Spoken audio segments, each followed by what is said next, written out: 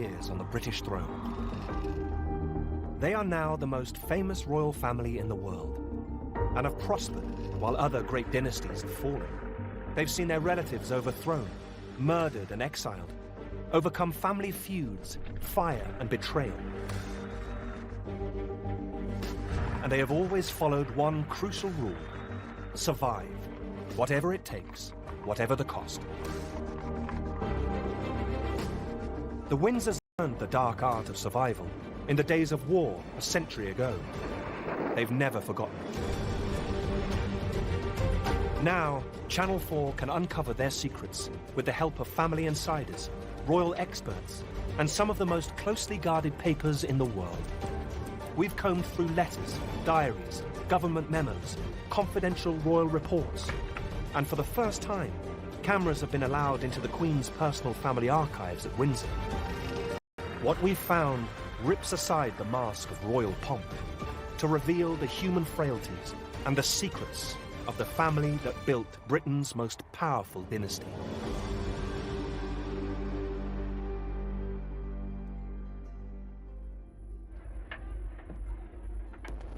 On the morning of the 13th of June 1917, 14 bombers took off from a base in German-occupied Belgium. Their destination, London.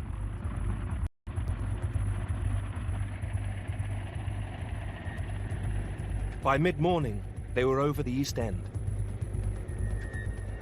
The children of Upper North Street School in Poplar were just starting a maths class. I was on my 5th sum, and this plane was coming over. So the teacher saw everybody's eyes lit up and said, "That's one of ours." I'm still thinking this as I finish my sum. Somehow I managed to climb out, and as I went out the classroom door, I stepped over a little boy who was dead.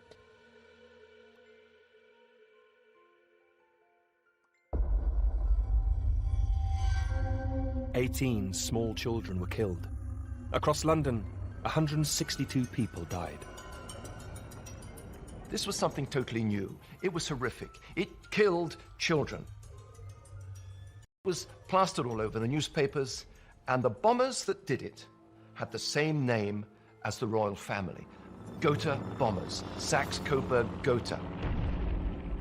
And suddenly, the royal house discovers that it has the wrong branding. Time to change.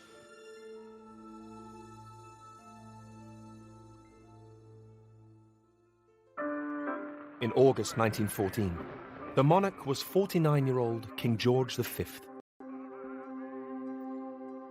George V had none of the qualities you'd expect or want in a war leader. He was a very cautious, conservative character, blinkered, very much of his class. His official biographer complained that for 20 years of his life, before he became king, he seemed to do nothing except shoot pheasant and stick stamps into his stamp album. Dull, plodding, unimaginative, George was not a man to inspire sacrifice.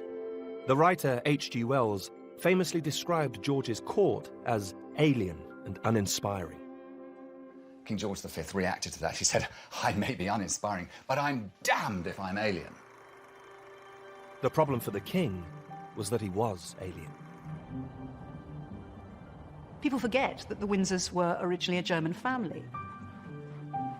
Queen Victoria was as German could be, spoke German as well as she spoke English, and married, of course, Albert of Coburg, another German, so that meant that Edward VII was also completely German. His son, George V, who's the first Windsor, was half German and half Danish, because his mum was Danish.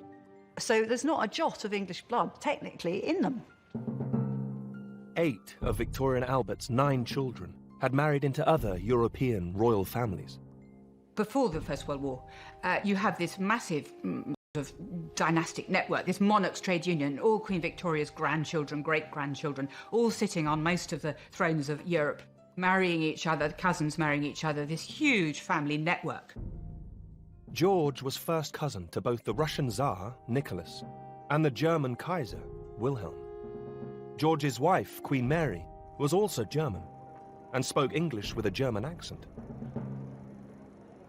King George V, all his relations spread across the thrones of Europe.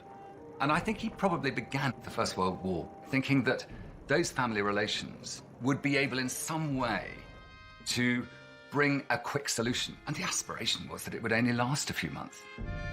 The king still saw himself as part of an international brotherhood of monarchs, but he had misjudged the public mood.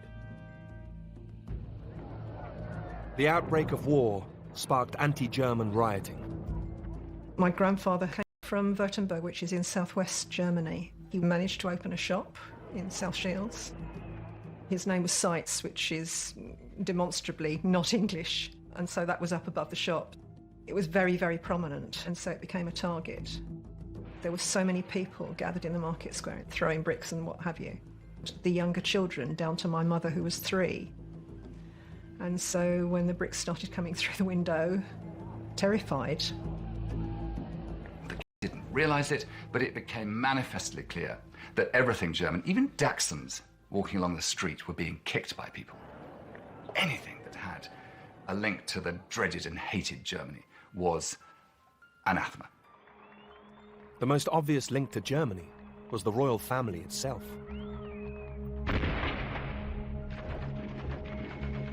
As casualties mounted, the government introduced conscription. A few months later, in the summer of 1916, British forces were decimated at the Battle of the Somme. The mood is changing.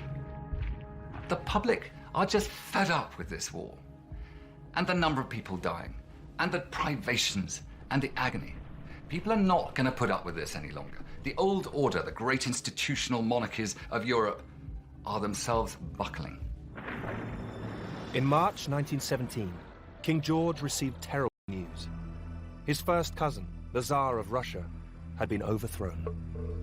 It was a first blow to the international club of monarchs, and for George, deeply personal. As children, King and Tsar had holidayed together, and had always been close. George constantly writes in his diary, "I am devoted to Nicky." On several occasions. He felt Nicky was a real sort of soulmate, somebody who he could talk to. The king wrote a telegram to the Tsar. Events of last week have deeply distressed me. My thoughts are constantly with you, and I shall always remain your true and devoted friend, as you know I have been in the past. But the fall of the Tsar presented the king with a dilemma. Here are Nick and George, Emperor and Tsar, who look like twins here. Olga Romanov is the Tsar's great niece. They're wearing each other's uniform. Some tourist asked me if it was swapsies, and I said, no, not swapsies. Nicholas here is wearing the uniform of the Scots Greys, who he was Colonel-in-Chief to. Princess Olga lives in Kent. A century on, she still finds it difficult to speak about the events of 1917. I don't think the Tsar had much inkling of stuff because he was so wrapped up in his sick child and his wife, who he absolutely adored. My grandfather had been one of Nicholas's advisors, and I think if he'd taken my grandfather's advice, it's possible disaster would have, not happened, sorry. The new Russian government was democratic, hanging by a thread. The Russian government asked the British ambassador if the Romanovs could be given asylum in Britain. The British ambassador goes back to the British government, of whom Lloyd George is the leader at this point, and says, what should we do? What shall I say? I feel that we ought to say yes. And Lloyd George initially says, yes, I don't think we can refuse. At this point, an extraordinary sequence of events unfolded. Events that would remain secret for more than 50 years. At their heart stood King George's private secretary, Lord Stamfordham. Lord Stamfordham was my great-great-uncle. He was a very wily character, and I think he was probably one of the first courtiers to be PR savvy. He was monarchist through and through. He was dedicated to them. He was there, he saw it, to protect them from anything that went on in the world. It was Stamfordham's role to advise the king, and he feared the mood in the country. The fall of the Tsar may have horrified the royal family, but it delighted Britain's war-weary people, who saw the Tsar as a tyrant. Mass rallies were held, where socialists and republicans offered passionate support for the Russian Revolution. Stamfordham compiled a file that he gave the title Unrest in the Country. It contained newspaper clippings and letters he'd received from a network of informants. Stamfordham's top-secret file is now kept at Windsor Castle. Tens of thousands of records going back hundreds of years are kept here. And our cameras have been granted access to the Queen's own private archive. The Unrest in the Country file includes this letter from a Salvation Army colonel in Essex, which was typical of the type of information Stamfordham was receiving. I have noticed, since the news came to hand of the Russian Revolution, a change has come over a certain sector of the people in respect to their attitude towards the king and the royal family. A friend of mine saw written in a second-class railway carriage, "To hell with the king, down with all royalties." It is a panic that's going on, certainly a panic in the palace, which is beginning with Stamfordham, and I'm sure that he communicated that panic to the king. The king instructed Stamfordham to write to the government. His letters about the Tsar lay buried for half a century, but are now available at the Parliamentary Archives. For decades, people thought that the key decisions were taken by Lloyd George, the Prime Minister, and these documents reveal that this was not in fact the case. This is a letter from Windsor Castle dated the 6th of April 1917 to Arthur Balfour, who was the question of the Emperor and Empress of Russia coming to this country. His Majesty receives letters from people in all classes of life, known or unknown to him, saying how much the matter is being discussed. This is the second letter on the same day from Stamfordham to Balfour, and it shows the degree of agitation that's going on. The residents in this country of the ex-emperor and empress would be strongly resented by the public. The opposition to the emperor and empress coming here is so strong that we must be allowed to withdraw from the consent previously given to the Russian government's proposal. It's very significant, I think, the language that is used. King George V was a constitutional monarch who was supposed to take the advice of his ministers. Here he's using words like must and ought. In other words, he is attempting to instruct the government in the policy that it should pursue. Balfour capitulates as a result of this. He writes to Lloyd George and suggests that they probably ought to withdraw the offer of asylum. In Russia, the Tsar was oblivious to his cousin's decision not to provide him with refuge. Sorted my belongings and books, and the things I want to take with me if I go to England. But for the Tsar and his family, there could now be no escape.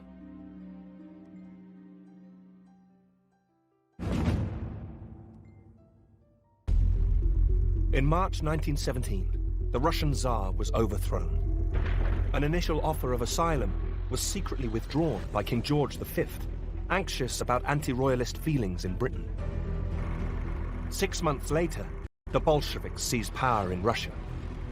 The Tsar and his family were moved to this house in Ekaterinburg in the Russian Urals. Shortly after arriving, they were taken down to the cellar in the middle of the night and brutally murdered. George consigned the House of Romanov to history and his cousin Nicky to the firing squad in order that the House of Windsor should survive. I think this decision to refuse asylum is characteristic, certainly, of the British royal family, which is a pragmatic, realistic, but a certain ruthlessness. When their survival is at stake, they will make the decision that ensures they survive. King George did eventually allow the Tsar's sister, Xenia, to come to England. She was rescued by a British battleship with her son, Prince Andrei, who was Princess Olga's father, George, in the death of the Tsar.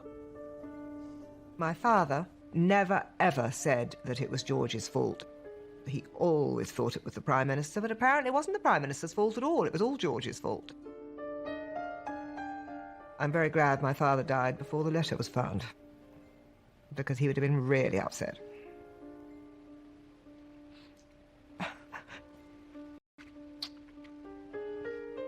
George, the Tsar, and my grandmother were great friends. They played together. They did things together. And eventually, George gave refuge to my grandmother and was wonderful to her. And used to put Queen Mary's nose totally out of joint. Was really, really nice to her. And I suspect a lot of that was guilt. George's ruthless abandonment of his cousin in April 1917 marked the death of the pre-war International Club of Monarchs. But for the king, a bigger challenge remained: to forge a connection with his own long-suffering subjects, now entering the fourth terrible year of war.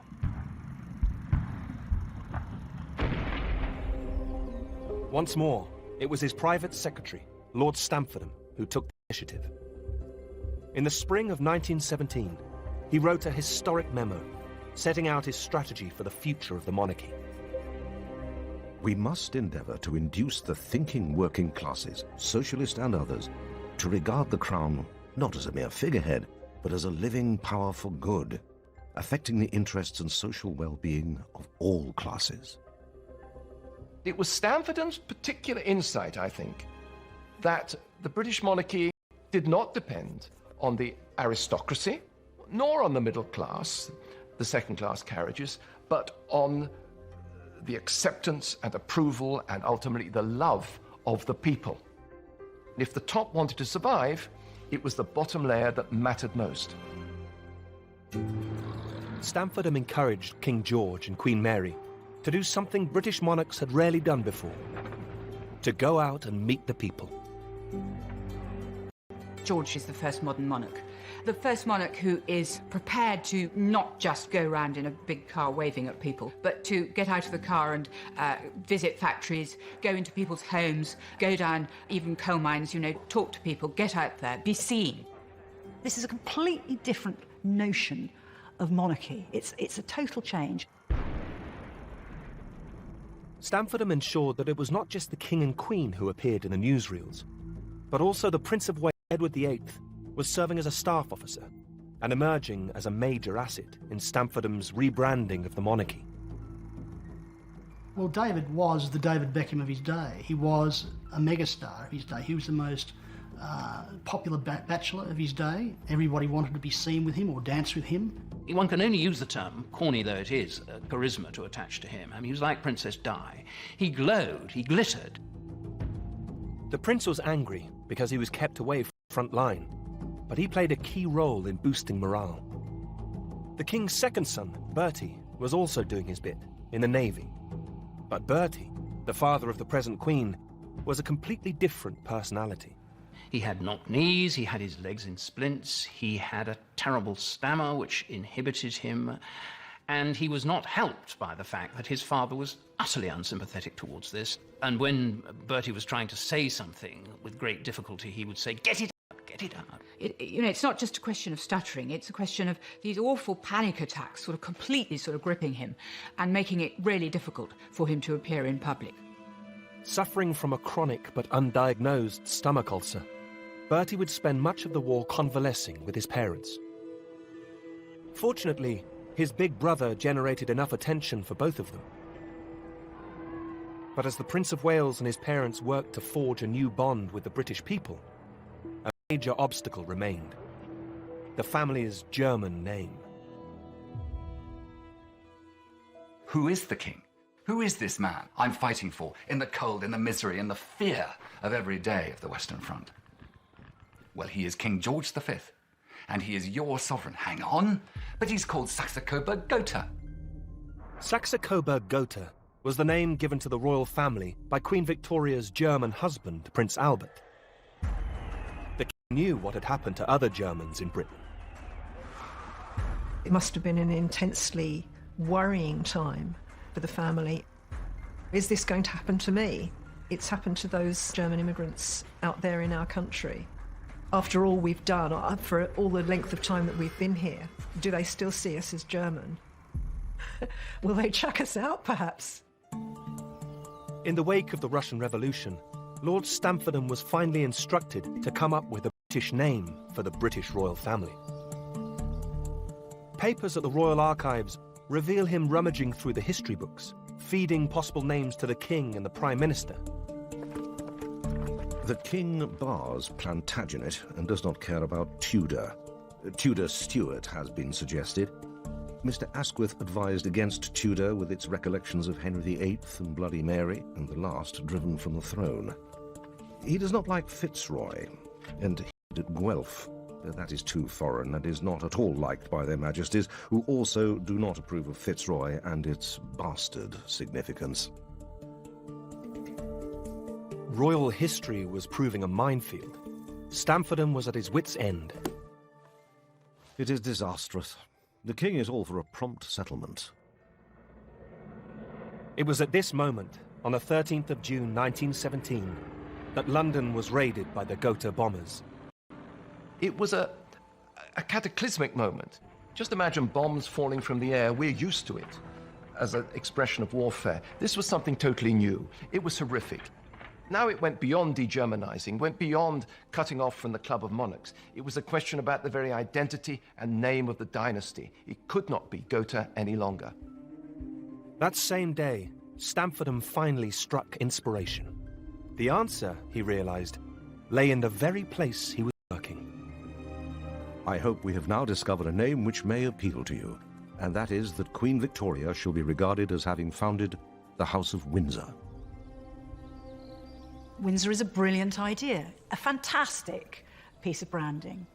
It symbolises safeness, coziness, those lovely luscious green rolling landscapes, tea, cakes. It at once says exactly what George wants the British royal family to be.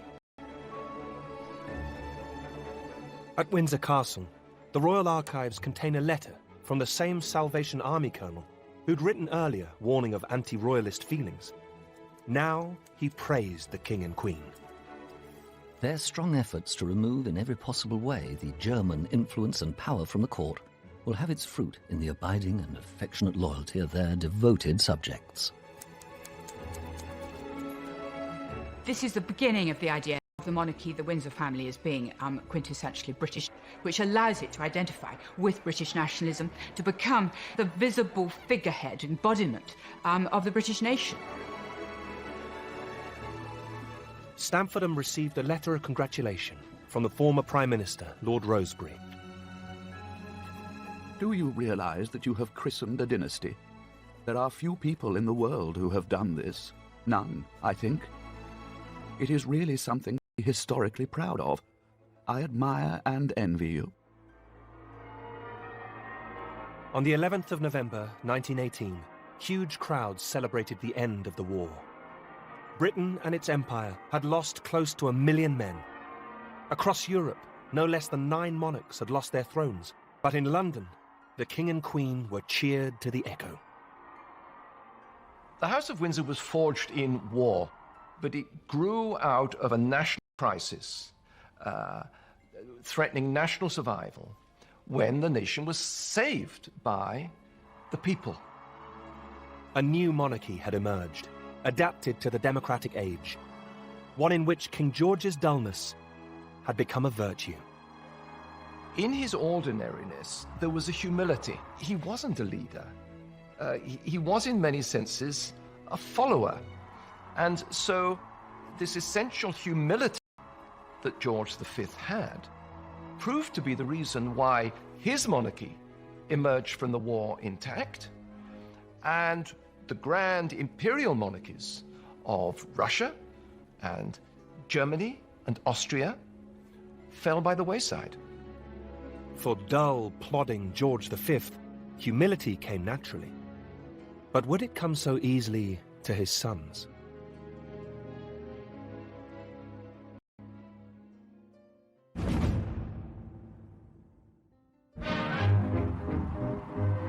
In the years following the First World War, the rebranded Windsor dynasty was hugely popular.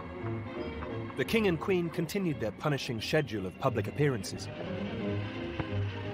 Their second son, Bertie, was starting to carve a modest niche for himself, although his stutter made public appearances a torment. I'm sure that we are all happy to feel that the generosity of His Majesty has set an example to all, and which has been widely followed throughout the country. But it was the older brother, David, Prince of Wales, who continued to attract all the attention, embarking on a series of headline-grabbing world tours. He is a kind of rock star prince. He's fabulously successful. In crowds are sort of completely captivated. He became famous the world over. Here he was with his boyish, blonde good looks, and he became known in the press as Prince Charming, the adored Apollo. Everyone fell in love with him. On one tour, the prince shook so many hands, he was ordered by his doctor to rest his right hand and use his left. But beneath the surface, there were tensions. King George had been a distant, cold father. He did not know how to handle children, and he was gruff and aloof and bullying and intimidated them and enraged them. The relationship did not warm as his children grew older.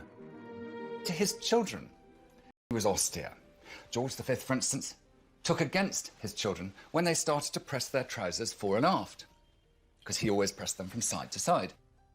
And he thought it was caddish, and also when they started wearing turn-ups. George V set these kind of standards, and he used to pick out these things. And whatever they did, he'd point out what they hadn't done right. His relationship with his oldest son was particularly difficult. By this time, David, the Prince of Wales, had begun an affair with a married woman, Frida Dudley Ward, the wife of a Liberal MP. His letters to her reveal that, for all his success, the prince hated the life that fate had given him. Each day I long more and more to chuck this job and be out of it. The more I think of it all, the more certain I am that really, the day for kings and princes is past. Monarchies are out of date, though I know it's a rotten thing for me to say, and sounds Bolshevik. His letter to Frida from York Cottage, his parents' home on the Sandringham estate, at Christmas 1919, left no doubt how much he hated the place, and how much he missed her. I love you, darling, and you know it. How you mean absolutely all and everything to me in life. Nothing else seems to matter now. Not even my bloody job, of which I'm so sick. David's letters to Frida Dudley Ward are extraordinary in the way he expresses his hatred of the life that he's leading. I think basically his problem was that he liked the pluses of being a royal and not the minuses. He didn't like the duty aspect of it. He didn't like all the flummery, all the ceremonies that he had to go through, all of the sort of formalities which he found odious and tedious, all the sorts of things royalty do. He hated all that. What the Prince of Wales did like was parties.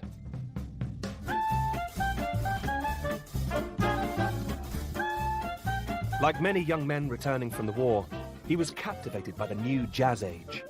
His parents disapproved, particularly since he appeared to be leading younger brother Bertie, the present Queen's father, astray. Bertie, in his early 20s, spends a lot of time with David and does become involved with this very attractive Australian married woman, Sheila Loughborough, apparently the original Sheila, who's part of this very... Frida's best friend. She was brought in to match up with Bertie so that the two brothers could go together and not seem to be duos with two married women. Like Frida, Sheila was a glamorous society beauty, and, like Frida, she was trapped in an unhappy marriage. She and Bertie soon began an affair, and the four were inseparable, as David commented crudely in a letter to Frida. What marvellous fun we four do have, don't we, Angel? And fuck the rest of the world. In the summer of 1919, David and Bertie spent a golfing weekend with Sheila and her alcoholic husband, Lord Loughborough. David wrote about it to Frida. After tea, I managed to lure Luffy away on the pretext of wanting to play a few more holes of golf on the local course. so as to give Sheila a chance of being alone with Bertie. They said they were tired, and we left them. It's all so sordid, though. I'm sure Luffy doesn't suspect Bertie at all. The king did not approve, and demanded Bertie end his affair with Sheila. But he also dangled a carrot, as Bertie confessed to his brother David. He's going to make me Duke of York on his birthday, provided that he hears nothing more about Sheila and me. And of course, George V had been made Duke of York by Queen Victoria, so it was a very special thing for Prince Albert, as he then was, to be made Duke of York by his father. David was furious, as he wrote to Frida. Christ, how I loathe and despise my bloody family, as Bertie has written me 3 long, sad letters in which he tells me he's getting it in the neck about his friendship with poor little Sheila. But Bertie caved in. In the spring of 1920, he ended his relationship with Sheila. Bertie was very different to his brother. He was a shy young man, but he always would put duty above love, and he acquiesced to his father's demands to be the Duke of York, provided he never speak of the Australian again. The king wrote to his second son to thank him. The letter, in the king's own hand, is in the royal archives and has never before been shown on television. I know that you have behaved very well in a difficult situation for a young man, and that you have done what I asked you to do. I feel that this splendid old title will be safe in your hands, and that you will never do anything which could in any way tarnish it. The king's oldest son was determined he would not be dictated to in the same way, as he wrote to Frida. If H.M. thinks he's going to alter me by insulting you, he's making just about the biggest make me despise him and put me completely against him, and I'll never forgive him. God damn him. David and Frida would continue their scandalous affair for more than a decade. Bertie, by contrast, was about to start pursuing a girl who perfectly fulfilled all of his father's expectations.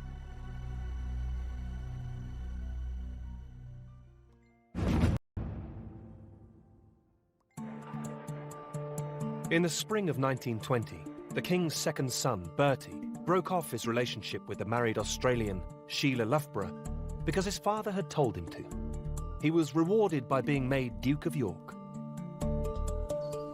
Bertie now began to spend time at Glamis Castle in Scotland, where he had developed a new romantic interest, the 19-year-old Elizabeth Bowes-Lyon. Elizabeth Bowes-Lyon was the 9th child of the Earl of Strathmore, and the Strathmores went back into the Dark Ages practically. They were a very grand family with royal connections. They came from Glamis Castle, which was one up on the ordinary castle, which might have a ghost. It was haunted by a monster.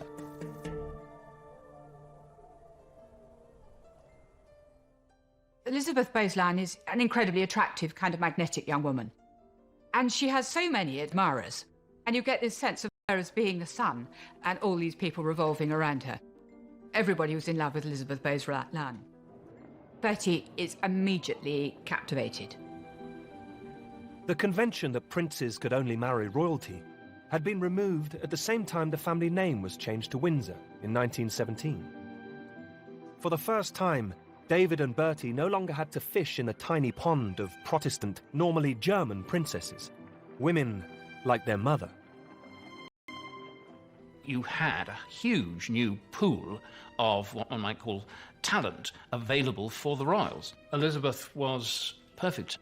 She was delightful to look at. She appealed terrifically to the royals. The only problem was that, initially, she wasn't interested in the shy, stuttering Bertie. Her letters to friends at this time are still held in the Glamis archive. P.S. Prince Albert is coming to stay here on Saturday. Ghastly.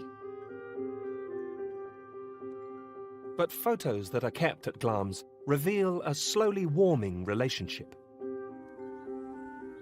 Bertie was enchanted by a home atmosphere entirely different from his own.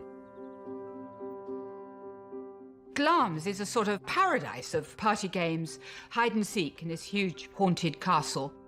Lots of loud gramophone music, lots of dancing, lots of Balmoral. Elizabeth's attitude to the prince was also changing. as her letters reveal. Prince Albert was very nice and very much improved in every way. But Elizabeth remained wary of entering the royal clan. She saw it as a kind of gilded cage, which of course it was, and she wasn't sure really whether she could cope with Bertie with all his difficulties. The photos at Glamis suggest there may have been another reason for her reluctance: the presence of a man called James Stuart. There are these constant references and photographs of them being together, and statements from different people who were close to her that they were in a romantic relationship. James Stuart was the youngest son of a neighbouring aristocrat, and also equerry, or gentleman-in-waiting, Prince Albert. He joined the army when he was 17. He got 2 military crosses. He was clearly brave. He was clearly very attractive to women, very handsome. In 1921, out of the blue, Stuart was suddenly offered a lucrative job in the oil fields of America. He was offered this job through an eminent courtier of King George V's court. It's pretty clear that there was some way in which he was spirited away, that there was a conspiracy between his mother, the Countess of Murray, her mother, the Countess of Strathmore, and Prince Albert's mother, Queen Mary. So you have the whole weight of the crown and the royal family behind this.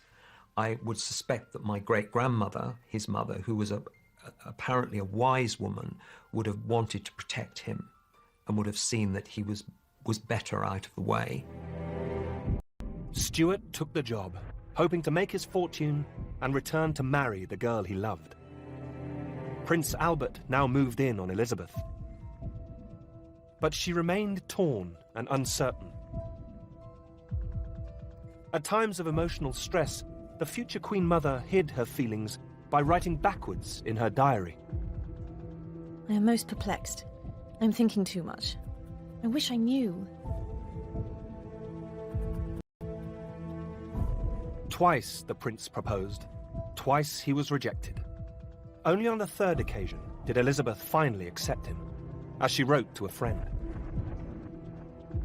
I must tell you, I am going to marry Prince Bertie. I do hope you like him. I feel terrified now I've done it. In fact, no one is more surprised than me. It's in the papers that she's engaged to his old boss, Prince Albert. Clearly, my grandfather started as a favourite and a front-runner and ended up as a kind of also-ran, and then felt very bitter. You know, it's like he was the casualty, in a way, in this. Bertie and Elizabeth were married at Westminster Abbey on the 26th of April, 1923. If you look at their letters, it's very plain that they were in love with each other. I think that what she particularly liked about him was not just that he was rather informal, easygoing, but also that he was vulnerable. And his vulnerability, and I think, probably was something she found attractive, and she felt that she could help him, and she most certainly did help him. The couple quickly had 2 daughters, and Elizabeth would prove the perfect partner for the prince.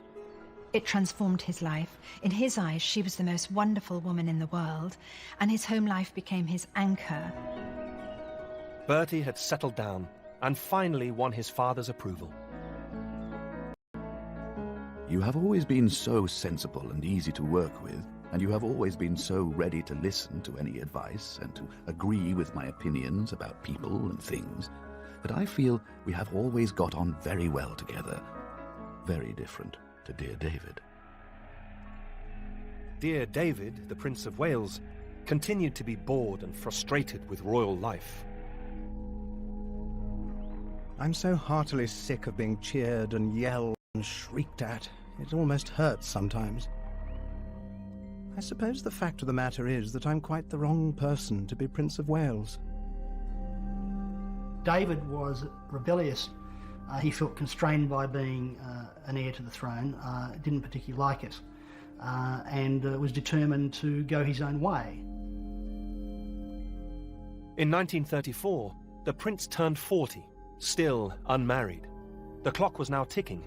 The elderly king was in despair, as he confided to his Prime Minister, Stanley Baldwin. After I am dead, the boy will ruin himself within 12 months. The following year, huge crowds turned out to cheer the king on his silver jubilee. In his Christmas broadcast that year, George chose to focus on the bond he shared with his people. The year that is passing has been to me most memorable. It called forth a spontaneous offering of loyalty, and I may say of love. It is this personal link between me and my people which I value more than I can say. Just 4 weeks later, he was dead. King George had created a new style of monarchy, one based on sacrifice and duty. Now the crown passed to a very different personality, his 41-year-old son, who would reign as King Edward VIII. Overwhelmed, the new king wept uncontrollably on his mother's shoulder when told of his father's death.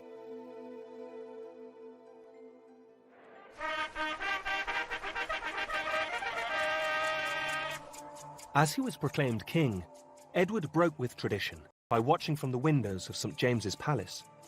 God save the king! At his side, a mysterious woman.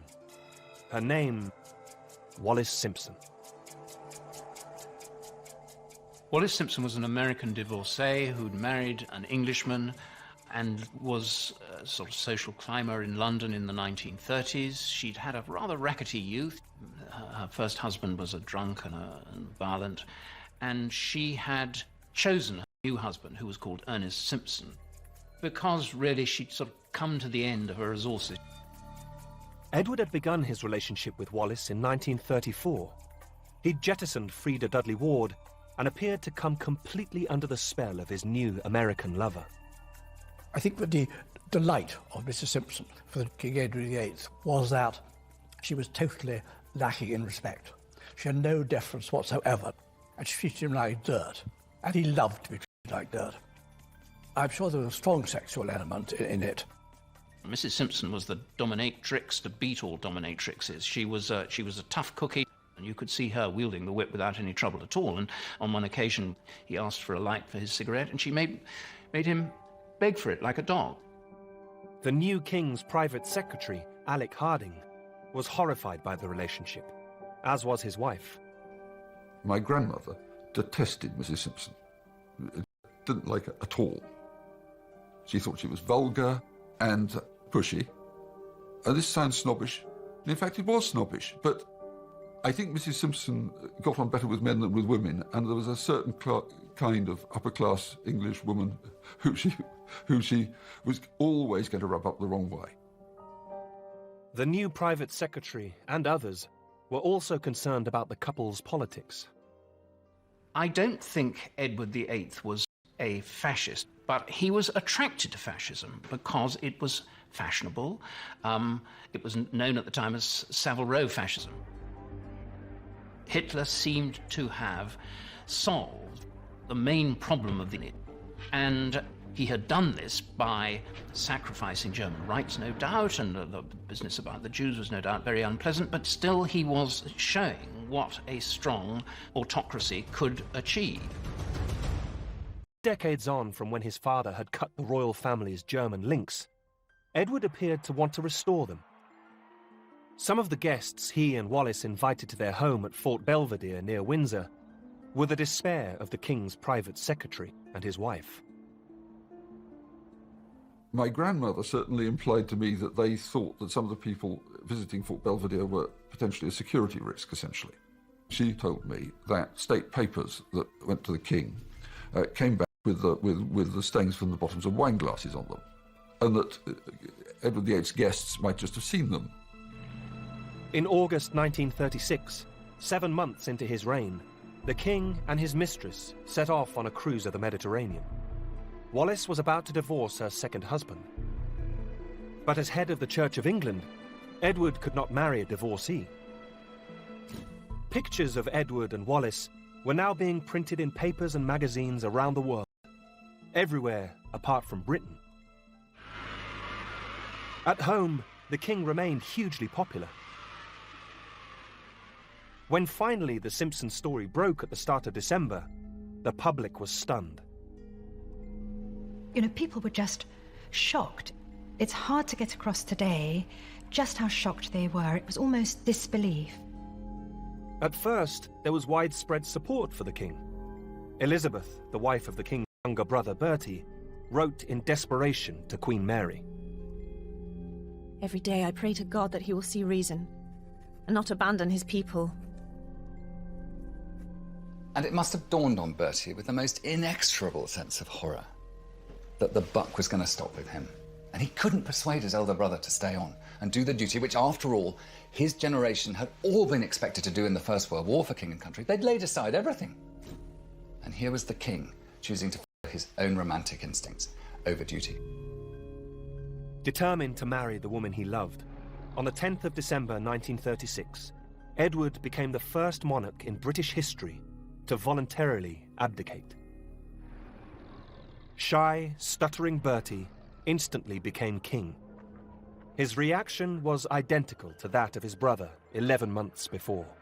He finally gets to Marlborough House where his mother is and breaks down. He weeps on her shoulder for an hour beyond a mother's consolation. At that moment, you know, the future king of Great Britain, Emperor of India, head of the Church of England,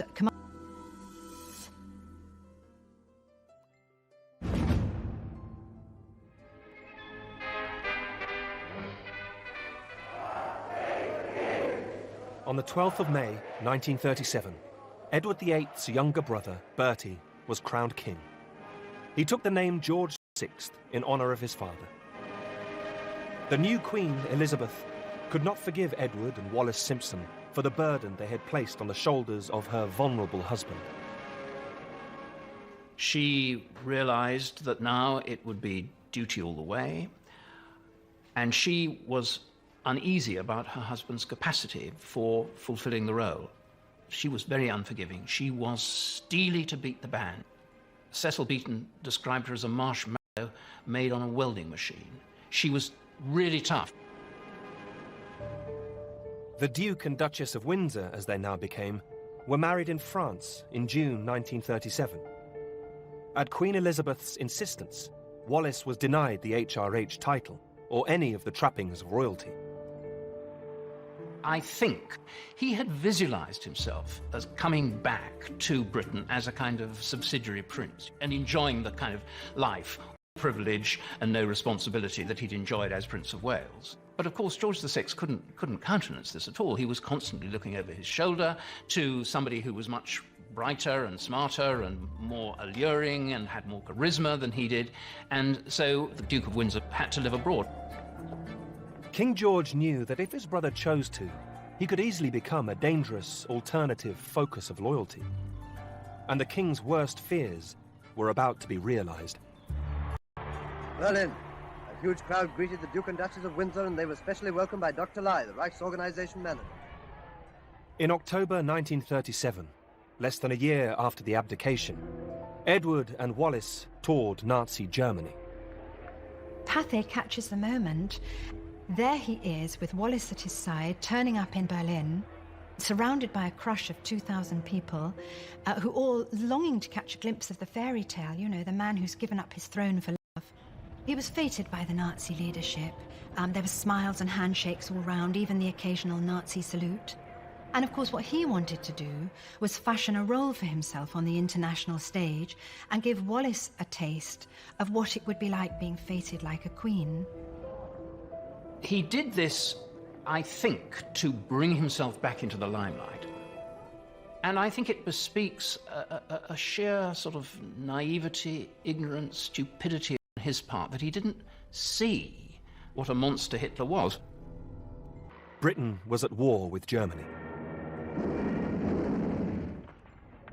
King George now feared the rift in the royal family might be exploited by the Nazis and could threaten the very survival, not just of his dynasty, but of his country. The records in the Royal Archives do shed a real light on the degree to which the king saw his elder brother as an increasing liability. For instance, in his diary, when the war breaks out and he has a meeting with the Chief of the General Staff, of General Ironside, and General Ironside is asking the king, "Can I trust your brother?" And the king says no, effectively. 8 months later, France fell. Edward and his wife were ordered to return to London. Instead, they fled to neutral Portugal. Shortly afterwards, the government in London received an extraordinary document. A document only recently discovered at the National Archive in Kew, and shown now for the first time on British television. So this is a letter to Alexander Cadogan, who was an undersecretary at the Foreign Office, and it's British intelligence, actually from a source in Prague, the 7th of July, 1940, and it says on it PM to C. We know the Prime Minister saw it that day, and the King pretty shortly afterwards. And it says, Germans expect assistance from Duke and Duchess of Windsor, latter desiring at any price to become Queen.